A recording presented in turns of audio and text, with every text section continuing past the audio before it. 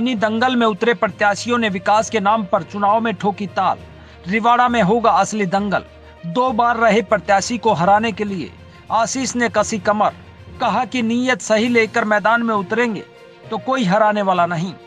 करीब 2 साल के इंतजार के बाद प्रदेश में छोटी संसद यानी पंचायती चुनाव की घोषणा से भी पहले पंच, सरपंच और पंचायत समिति तथा जिला परिषद का चुनाव लड़ने वाले उम्मीदवार वैसे तो अपना प्रचार बहुत पहले से शुरू कर चुके थे, मगर तारीखों के ऐलान के बाद तो तमाम उम्मीदवारों का प्रचार प्रसार अब जोर पकड़ चुका है। गली मोहल्ले और चौराहों से लेकर ताश के पत्तों पर चुनावी चर्चा देखी जा सकती है। शुरुआती दौर में विकास के नाम पर शुरू होने वाला चुनाव अक्सर गांव की जात बिरादरी पर आकर अटक जाता है। इन्हीं बातों की पड़ताल के लिए जगत महान की टीम गांव-गांव तक पहुंचकर मतदाताओं की तासीर और गांव की असली तस्वीर सामने लाने का काम कर रही है। आगामी माह की 9 और 12 तारीख को होने वाले मतदान से पहले उम्मीदवारों और वोटरों के मन की था लेने की कड़ी में सोमवार को गोहाना उपमंडल के आखिरी छोर पर बसे गांव रिवाड़ा की समस्याओं की बात करें। यहां पर करोड़ों की लागत से बने जलघर की स्थिति बहुत ही दयनीय दिखाई दी। गांव के शमशान की बात करें तो यहां पर बना शेड भरभरा कर गिरा दिखाई दिया। गलियों में निकासी न होने से गांव निवासी महिला का दुख कैमरे के सामने झलक उठा। तालाब में ऐसा लगा मानो गांव का सारा गंदा पानी यहां जमा हो। आंगनवाड़ी जर्जर इमारत में चलती दिखाई दी। रोटी पानी क्यों कर आम बैठकर मारे फांसी आ रही है वो डोर तक कीड़े ताल हैं। अरे मटा मटू पड़ा बताइए आने जाने वाले सभी गिरते हैं। इतना बुरा हाल हो रहा हमारा कोई ताज नहीं मरा रहने का। इनका जब हम तो बढ़िया हिसाब बना दे सरपत को हम नरा गोडा गाल का दियो सही बनाना है। हम तो सही सरपत बनाओ। गांव के हालात का जायजा लेने के उपरांत हमारी टीम ने सरपंच पद के उम्मीदवार आशीष से बात की। आशीष जहां बीए और बीपीएड पास है, वहीं वह खेती करने के अलावा खेलों की भी अच्छी समझ रखते हैं। आशीष ने बताया कि गांव में गंदे पानी की निकासी का लंबे समय से प्रबंध न किए जाने से बहुत से नवनिर्मित मकानों में आए दिन दरार आ रही है तथा दलित बस्तियों में आवागमन का रास्ता भी रुक गया है। इतना ही नहीं, रिवाड़ा गांव बहुत ही शिक्षित और सरकारी नौकरियों वाला गांव होने के बावजूद आज तक प्राथमिक स्वास्थ्य केंद्र जैसी मूलभूत सुविधाओं के लिए भी तरस रहा है। इसलिए अगर ग्रामीण उन्हें मौका देते हैं तो वे खेतों में जाने वाले रास्तों को पक्का करवाने, बुजुर्गों की समय पर पेंशन तथा उनके बैठने के लिए सामुदायिक केंद्र जैसे निर्माण को प्राथमिकता देंगे।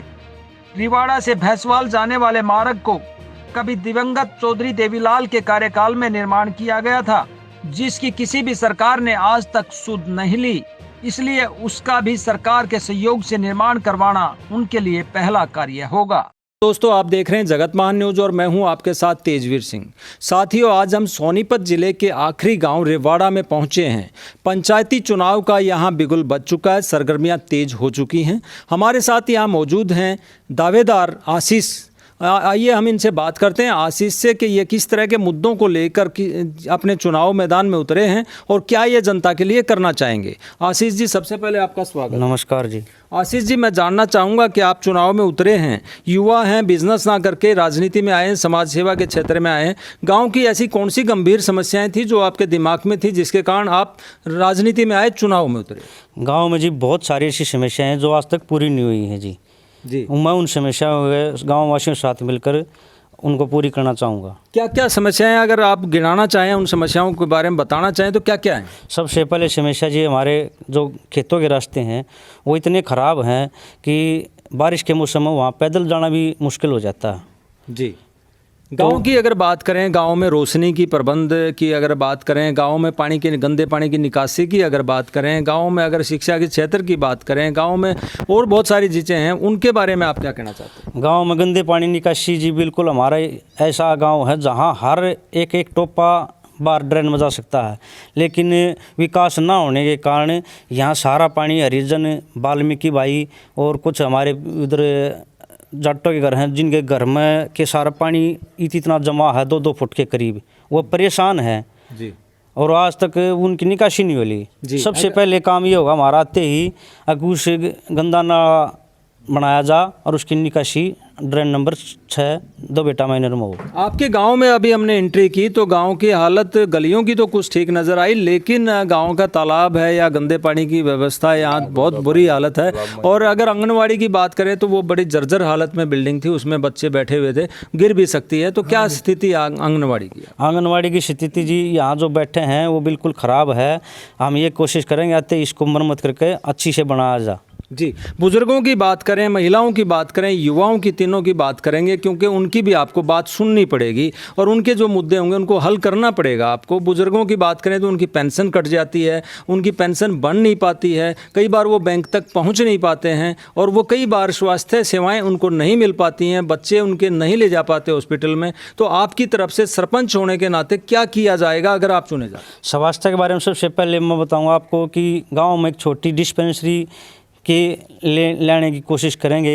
अगर जो छोटा इलाज हो जाए, फर्स्ट एड जिसको बोलते हैं शुरू में, वो यहीं पे मिल जाए जी। और बुज़ुर्गों के लिए ऐसा है कि बुज़ुर्गों के लिए मैं पहले सबसे पहले आधी रात तक कोडा तैयार हूँ, उनकी पेंशन कट जा, उनको बैंक तक जाने की सुविधा के लिए ई रिक्शा, ये सारी सुविधाएं, उनको पार्क बनवाया जाए उनके लिए, कम्युनिटी सेंटर जो सुबह शाम बुज़ुर्ग घूम लें। जी, अगर हम बात करें महिलाओं की, महिला भी एक ऐसा तबका जो आधी आपकी संख्या है गांव की, तो अगर उनकी बात करें तो सुरक्षा का बड़ा गंभीर समस्या आजकल गांव में भी आ गई है। पहले गांव की लड़की को गुआंढ के भी अगर अड्डे पे मिल जाती थी तो उसको बहन माना जाता था, लेकिन आजकल ऐसी स्थिति नहीं रही है। तो उस सुरक्षा के लिए आप क्या करेंगे? उस सुरक्षा के लिए गाँव में जहाँ भी एंट्री है, अड्डा है, वहाँ कैमरे लगाए जाएंगे कि वो कैमरे हर चौक पर, और जैसे रात को चोरी हो उसमें वो भी पता लग जाए कहाँ चोरी हुई है। ये सुविधा सबसे पहले आते की जाएगी। जी, आशीष जी, मैं आपसे एक बात और गंभीर है वो उसको ज़रूर करना चाहूँगा, आप उसको ज़रूर अमल में लाएं। आजकल के जो युवा हैं, बेरोज़गारी के कारण, रोज़गार नहीं मिलने के कारण और खेल की व्यवस्थाएं नहीं होने के कारण नशे की तरफ चले जाते हैं। आजकल टोलियां जो है गांव के ट्यूबवेल पे शाम को बनती दिखाई देती हैं, ना कि खेल के मैदान में। तो क्या आप इस तरह की कोई व्यवस्था करेंगे युवाओं के लिए कि कोई गलत रास्ते पर ना जाएँ? आने वाले जो युवा छोटे बच्चे हैं उनके लिए वहाँ दूसरी तरफ गांव में वॉलीबॉल का अच्छा ग्राउंड है और वहाँ जो वह कोशिश कर रहे हैं, कोच बलवान हैं, बिंदु सुरेंद्र हैं, वो वॉलीबॉल बच्चों के लिए। मेरे पास कुश्ती का पूरा गद्दा है, मैं छोटे बच्चों को वहाँ उनको प्रैक्टिस करवाता हूँ कि आने वाले बच्चे ठीक हालत में रहें, खेल की ओर ध्यान दें।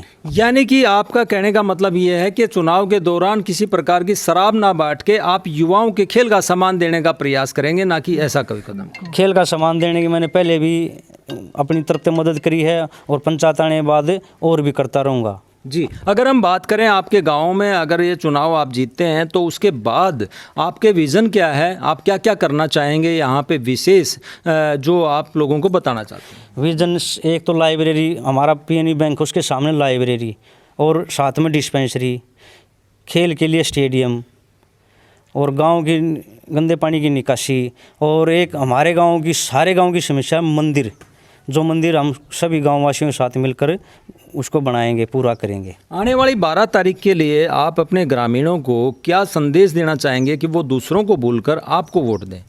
मैं ग्रामीणों को संदेश देना चाहूँगा कि सब अच्छे विचार से दूसरे को प्रेरित करिए कि आशीष को अब की बार पंचायत में सरपंच बनाना है और वो सभी गाँव वासियों के साथ मिलजुल कर रहे हैं। जी, तो दर्शकों, ये थे आशीष जो कि चुनाव में सरपंच पद के दावेदार हैं और काफ़ी वादे कर रहे हैं, और ये भी वादा हमारे सामने इन्होंने किया है कि मैं शराब ना बांट के युवाओं को खेल की तरफ मोड़ने का काम करूंगा, बुजुर्गों के लिए डिस्पेंसरी का काम करूंगा, पेंशन बनवाने का काम करूंगा, और बहुत सारे ये मुद्दे कह रहे हैं। देखते हैं आने वाले चुनाव में अगर इनको जीत मिलती है तो ये अपने वादों पर कितना खरा उतरते हैं, बाद में भी इनसे सवाल पूछेंगे। लेकिन हमारे साथ यहाँ और भी बहुत सारे लोग मौजूद हैं, मैं उनसे भी कुछ जानना चाहूँगा। आप भी यहाँ पर एक युवा हैं और काफ़ी जागरूक लगते हैं, आप क्या कहना चाहेंगे कि अब की बार आशीष को क्यों मौका मिलना चाहिए? मौका इसलिए मिलना चाहिए, जो हमारे गांव की डिग्गी है वो बनी पर उसमें पानी नहीं आता, बिल्कुल ख़राब है, हालात बहुत है, महिला दुखी हैं, पानी पीने का अच्छा नहीं आता, वो भी बिल्कुल ख़राब हो चुका है, जगह जगह नालियों की निकासी हो रही है पानी के पीने के अंदर। तो हमारा ये ध्येय है कि हम बने तो सबसे पहले हम महिलाओं के लिए अच्छे पानी की सुविधा करेंगे, उसके बाद में फिर युवाओं के लिए स्टेडियम की तैयारी कर रखी है और खेल खिलाते भी हम, मैट भी है, कुश्ती का, वॉलीबॉल का भी स्कोप है, पर जो हाल में है वो ऐसी कोई ध्यान नहीं, वो नशे की तरफ युवाओं को धकेल रहे हैं। उनका एक ही काम है, नशे की तरफ धकेल रहे हैं, लेकिन आप नहीं करेंगे, ऐसा कदम नहीं उठाएंगे। लेकिन आपको भरोसा है आशीष पे कि ये ऐसा सब काम कर पाएगा? देखो पहली बात तो हम खुद नशे नहीं करते, और जो खुद नशे नहीं करेगा वो दो युवाओं को नहीं धकेलेगा।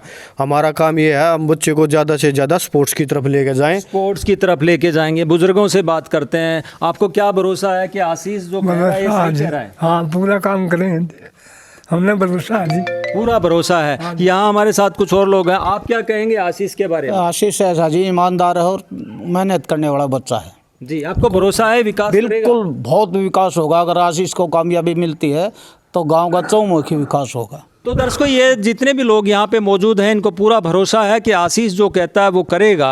और देखते हैं आने वाले चुनाव में ये कितना इनको जीत मिलती है और ये अपने वादों पर किस प्रकार से खरा उतरते हैं। जगत महान न्यूज़ के लिए सोनीपत के आखिरी गांव रेवाड़ा से सारिका नरवाल के साथ तेजवीर सिंह, नमस्कार।